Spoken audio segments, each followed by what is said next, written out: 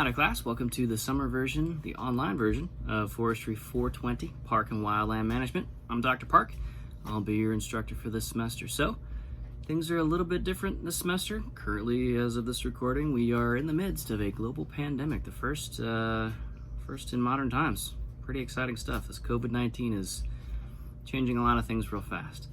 What that means for us in this class is that we are not gonna all sort of gather together as a class to go on the traditional class field trip. Normally for this class in the fall or spring semester, we'd go to a place like Mammoth Cave National Park or Ozark National Scenic Riverways, Daniel Boone National Forest, maybe Mark Twain National Forest, something like that.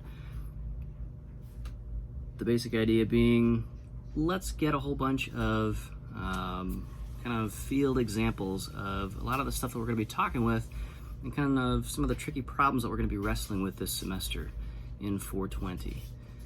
See what those look like in person, live, out in the field. Well, that's not particularly safe for us to do this summer. So what we're going to do is in the content section of our course website on D2L, if you look at the links at the top, if you're viewing this video from D2L instead of from YouTube, the content section is one of those, and you're going to see a number at the table of contents section when you click through that content link, and that's going to be a list of all of the content items that are in the class. And I'll use that section of the website to store a whole bunch of case studies and examples from all over the world in park management. The American National Park System is, well, quite frankly, the first and best of its kind. So we have a lot of great examples close to home where I've done research, where many of us have visited with family or friends in the past, and we'll talk about those, and we'll use kind of some virtual fly-throughs with Google Earth. We'll use a whole bunch of on-site videos that I've recorded over the years at a bunch of these places to highlight specific things that we're talking about in class. And we'll also rely on, at some point throughout the semester, you getting to head to some local neighborhood park, or maybe you go to Mammoth Cave or Daniel Boone National Forest or any of the wonderful, wonderful places all around us. So it could be small and local. It could be huge and an International Biosphere Reserve National Park designated site. It could be anything in between. And it doesn't have to have park in the name either. It just has to be used and managed for forest and outdoor recreation, as well as potentially other things. So national forests count, wildlife refuges count, your local dog walking trail counts, and so forth and so on.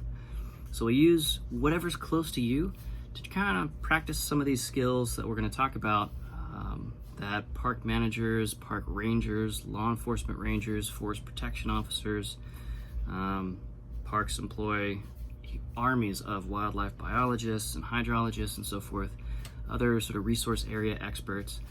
What we're going to try to do with this class is tie all of those case studies and examples together, from Acadia National Park to Haleakala National Park in Hawaii to Denali up in Alaska and Okefenokee in Florida, and points in between, points right out our backyard, Shawnee National Forest if you're sheltering in place here in Southern Illinois.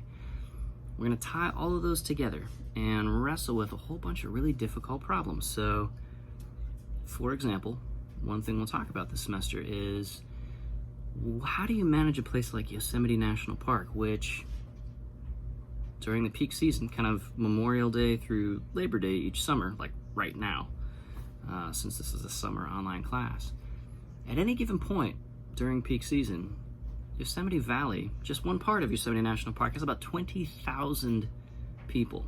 So think about kind of uprooting every man, woman, and child in Carbondale and plunking them down in this beautiful, remote, just wild, gorgeous, primeval natural space. How do you manage that? There's no simple, quick answer. So we'll wrestle with the idea that management is a whole bunch of trade-offs. It's a whole bunch of expertise distilled down into what is not just smart for a place, but what is wise for a place. What is good long-term for it? What is ethical to manage about that place? And how do we do that well? And at the same time, how do we provide access? And the National Park Service, for example, has in its dual mandate. In 1916, it was created with two missions, and they're parallel and kind of conflicting. One is to protect, preserve with a capital P, like very high standard landscape, environmental, habitat, water quality management. Preserve, like, doesn't go higher than that. On the other hand, the National Park Service's mission is also to provide access to these places, and we cannot have access by humans to a place without changing that place.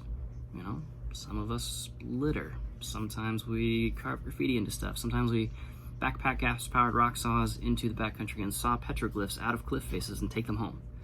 True story.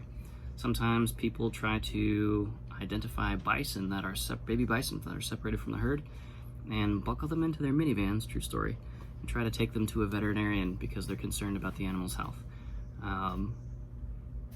We change the environments that we're in as human beings. Pound for pound, human beings are about 1/3 of the biomass of animals across the entire face of the earth, and 65% of all of the rest of the vertebrate biomass in the entire world is animals that we grow to eat. Humans absolutely dominate the face of this planet. So we can't think about a park as a place that is that is set apart and preserved perfectly and hermetically sealed off from all of the craziness that humans bring to it. We have to wrestle with these things kind of in tension with each other and look for places where we can turn that tension into some forward progress. So that's some pretty lofty sounding language. We'll see how that works. So, all that to say, in the content section of the website, there's going to be a whole bunch of links to short videos on site, videos that I record here in my home research studio, and so on and so forth, and occasionally some videos that you guys and gals will be uploading as well to participate and test your skills and so on and so forth. And we're going to wrestle kind of through all of that stuff and kind of hold all of that loosely and see where there are connections and insights to be gleaned from this big complex pile of topics. So one of our first tasks for today, that is Monday, the first day of class, is to go through the syllabus and in particular look through the very long and detailed curriculum list of topics we can talk about this semester. Now, we're not going to talk in detail about all of those topics, which is a good thing, because that list is currently, as of 2020, about 34 pages long, plus the syllabus front matter. Pretty long.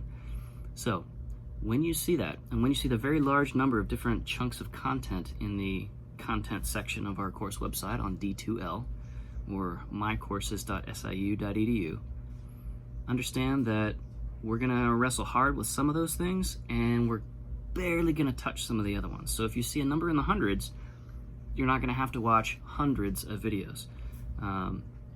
Typically, I'll provide a YouTube link to a video that I've made, provide a downloadable file of that video so you don't have to stream it on your data connection. You can just download it when you're near Wi-Fi and watch it later. And then one or a couple of the other links will be things like, here's a link to the discussion forum about this video, to kind of wrestle with the ideas that are presented in it and grapple with the complexity therein. So again, if you see big numbers, if you see long lists of topics in this class, don't panic. I've got your back. We're going to get through this just fine. A lot of very bright people have made it through just fine in this class, and even if you don't think that you're particularly bright, consider that, well, by virtue of having a post-secondary or post-high school education, you're getting up into the top few percent of the world in terms of socioeconomic status and education and wealth potential and so forth. Okay? So, again, don't panic if you see a huge number in terms of content as things get uploaded throughout our semester. I'll get you through, okay?